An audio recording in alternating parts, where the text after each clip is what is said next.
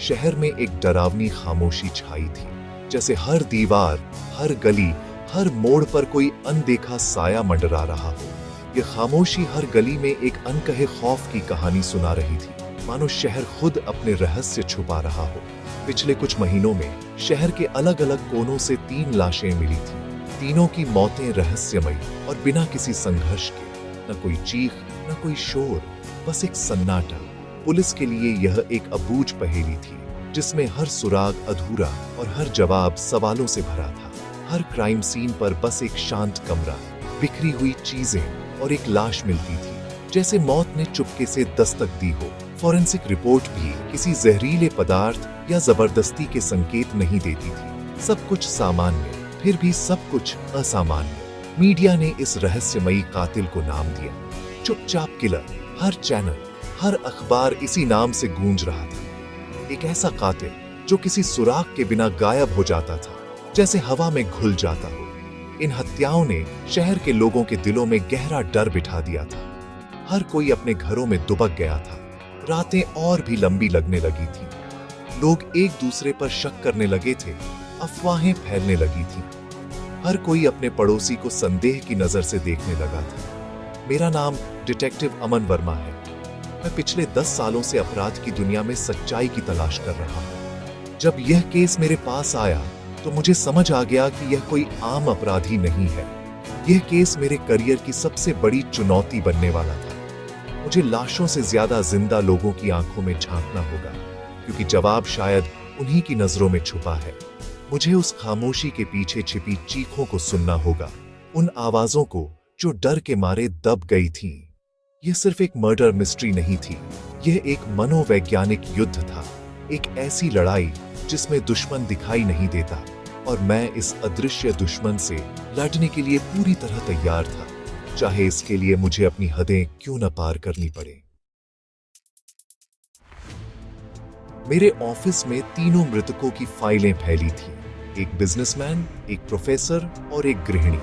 उम्र, पेशा, सामाजिक दायरा सब अलग। पुलिस सिर्फ क्राइम सीन के सुरागों में उलझी थी, लेकिन हर बार नतीजा सिफर होता। मैंने मृतकों की निजी जिंदगी की गहराइयों में उतरने का फैसला किया।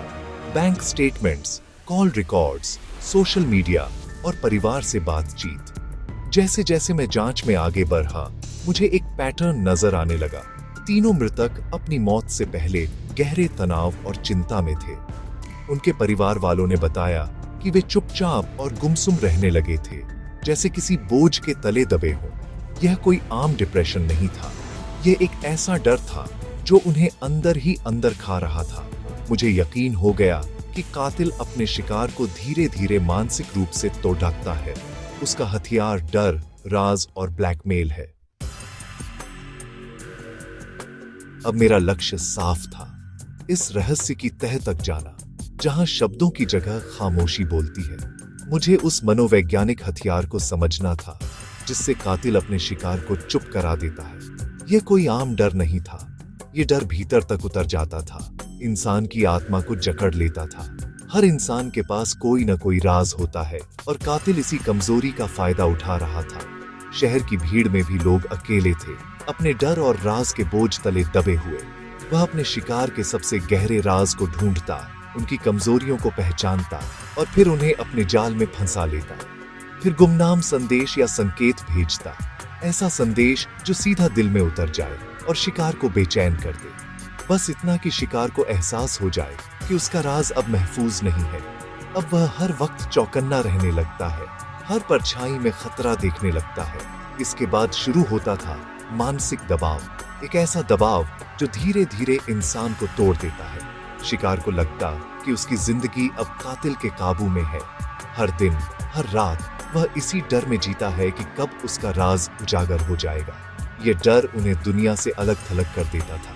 वे खुद को अकेला और असहाय महसूस करने लगते। वे अपने परिवार और दोस्तों से दूर हो जाते, किसी से भी अपनी तकलीफ साझा नहीं कर पाते। हर आहट पर डरने लगते। हर छोटी सी आवाज भी अब उन्हें खतरे का संकेत लगती थी।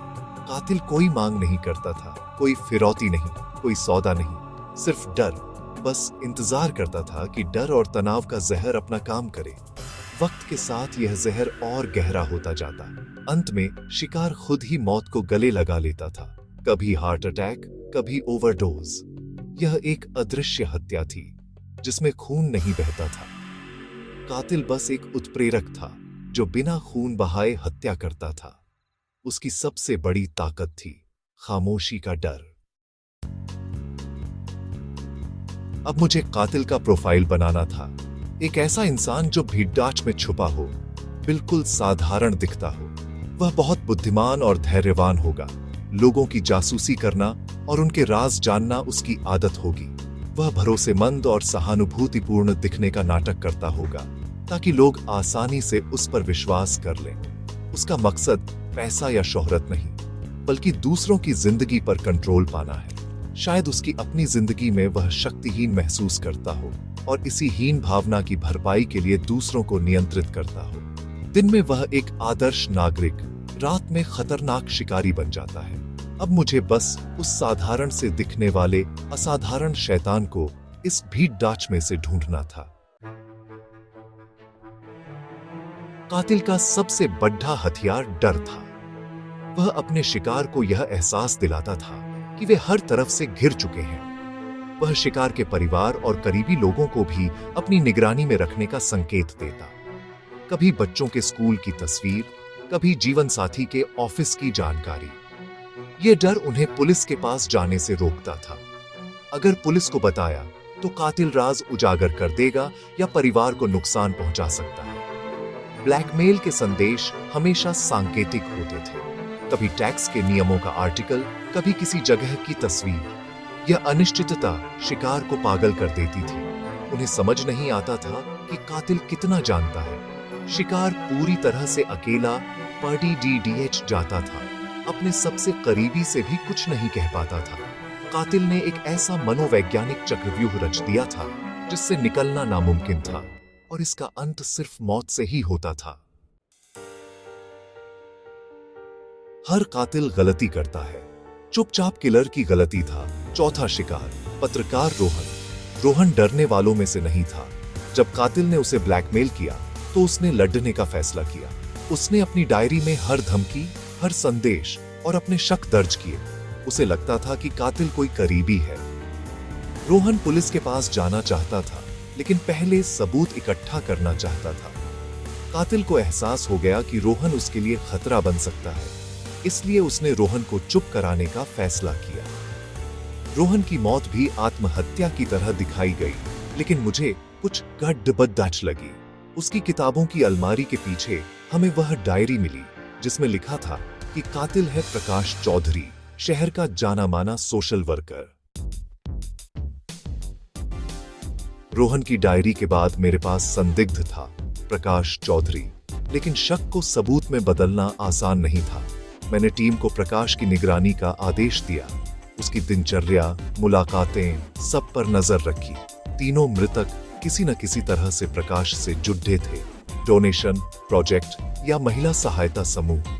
प्रकाश अपनी सामाजिक छवि की आड़ में शिकार चुनता था, उनका भरोसा जीतता और राज जान लेता। उसकी पृष्ठभूमि में हीन भावना और समाज के सफल लोगों से नफरत छुपी थी। वह उन्हें नियंत्रित कर खुद को ताकतवर महसूस करता था।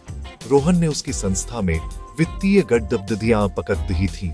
यही उसका राज था। अब मेरे पास मकसद, मौका और नाम था। बस एक आखिरी सबूत की जरूरत थी। मैंने प्रकाश चौधरी को पूछताछ के लिए बुलाया। वह शांत और आत्मविश्वासी दिख रहा था। मैंने उससे तीनों मृतकों के साथ उसके संबंधों के बारे में पूछा। वह हर सवाल का जवाब बड़ी चालाकी से दे रहा था। फिर मैंने मेज पर रोहन की डायरी रख दी। एक पल के लिए उसके चेहरे का रंग उड़ गया। डायरी में लिखा था कि रोहन को ब्लैकमेल किया जा रहा था और उसे शक था कि कातिल प्रकाश है। मैंने बताया कि रोहन की मौत आत्महत्या नहीं, हत्या थी, और सुसाइड नोट टाइपराइटर पर लिखा गया। हमारे पास सबूत था। वही टाइपराइटर प्रकाश के ऑफिस से मिला। फॉरेंसिक जांच से पुष्टि हो गई। प्रकाश टूट गया, अपना जुर्म कबूल कर लिया। चुपचाप किलर अब सलाखों के पीछे था।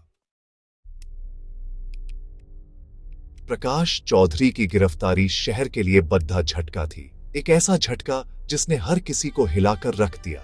लोग सोच भी नहीं सकते थे कि जिस इंसान को वे अपना आदर्श मानते थे वही इतना बद्धा अपराध कर सकता है। कोई यकीन नहीं कर पा रहा था कि उनका हीरो कातिल निकलेगा। हर गली, हर नुक्कड़ पर बस इसी चर्चा थी। क्या सच में सबकी आंखों के सामने इतना बड़ा राज छुपा रह सकता है? यह केस सिखाता है कि अपराध हमेशा डरावने चेहरे में नहीं आता। कई बार वह हमारे बीच, हमारे भरोसे के लोगों में छुपा होता है। कई बार वह मुस्कुराते चेहरे के पीछे छुपा होता है। एक ऐसा चेहरा जो बाहर से तो दोस्ताना लगता है, लेकिन अंदर से खतरनाक इरादे छुपाए बैठा होता है। खामोशी कितनी खतरनाक हो सकती है। अक्सर सबसे बड़ी सच्चाइयां चुप्पी के अंधेरे में ही दबी रह जाती है। अगर किसी ने भी अपनी चुप्पी तोड़ी होती तो शायद जान बच जाती। एक छोटी सी आवाज, एक इशारा भी किसी की जिंदगी बदल सकता था। डर हमें कमजोर और अकेला बना देता है। ये डर ही है जो हमें सच बोलने से रोकता है और अपराधी को और ताकतवर बना देता है। ब्लैकमेल के सामने चुप रहना समाधान नहीं है। डर के आगे बढ़ना ही असली हिम्मत है। मदद मांगना हिम्मत की निशानी है। कभी कभी एक फोन कॉल, एक दोस्त से बात करना या पुलिस को सूचना देना भी बहुत मायने रखता है। चाहे पुलिस से हो, परिवार से या दोस्तों से, सहारा लेना कमजोरी नहीं, समझदारी है। इस केस ने मुझे इंसान के मन की गहराइयों में झांकने का मौका दिया। यह समझने का मौका कि कैसे लालच, डर और चुप्पी मिलकर एक आम इंसान को अपराधी बना सकते हैं। सम्मान और ताकत की चाह कैसे हैवान बना सकती है। अंत में न्याय हुआ, सच सामने आया और अपराधी को उसकी सजा मिली। चुपचाप किलर को सजा मिली और शहर ने फिर से विश्वास करना सीखा। सबसे जरूरी बात यह है, अगर आप मुश्किल में हैं तो चुप न रहें। आपकी चुप्पी किसी और के लिए खतरा बन सकती है। आपकी आवाज किसी की खामोश मौत से कहीं ज्यादा ताकतवर है और यही आवाज किसी की जिंदगी बचा सकती है।